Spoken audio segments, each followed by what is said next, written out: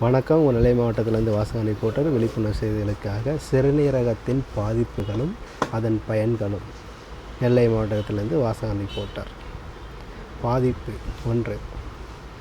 Urine போகும்போது அது நுரையாக போகுது என்றால் அதன் மூலமாக புரோட்டீன் வெளியே போகும். இதனால் நமக்கு பாதிப்புகள் அதிகமாக வரலாம். 2. புரோட்டீன் வெளியே போவதால் கால், முகம் வீக்கம் வரும். 3. தொடர்ந்து நம்ம ஒரு வேலை பார்த்துட்ருக்கோம், டைட்டாக இருக்குது, என்னால் முன்னாடி மாதிரி வேலை பார்க்க முடியலை அப்படின்னு நம்ம சொல்கிறம்போது கிட்னி கண்டிப்பாக செக் பண்ண வேண்டும். மருத்துவர்கள் மூலமாக ஆலோசனை பெறுவது நல்லதாகும். அது மூலமாக ஹீமோகுளோபின் கம்மியாக இருந்தாலும் கிட்னி பிரச்சனை வர்றதுக்கும் வாய்ப்பு இருக்குது. அதனாலையும் நீங்கள் மருத்துவர்களை ஆலோசனை செய்வது நல்லதாகும். பின்பு சிறுநீரகம் முதுகுக்கு முன்பகுதியில் இருப்பதால் தெரிந்து கொள்ளுங்கள்.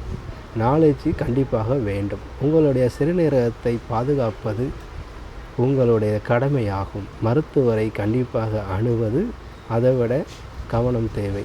Sodium, salt, phosphorus, protein, potassium இதை என்னவென்று மருத்துவர்களை விசாரணை செய்து ஆலோசனை செய்த பிறகே நீங்கள் இதன் மூலம் தெரிந்து அதற்கான உணவுகளை எவ்வளவு சேர்க்கணும், எவ்வளவு குறைக்கணும் என்று கொள்ளுங்கள் என்று தாழ்மையுடன் கேட்டுக்கொள்கிறேன். உங்கள் வாசகனை போட்ட நெல்லை மாவட்டத்திலிருந்து எஸ். பழனி, மக்களுக்காக.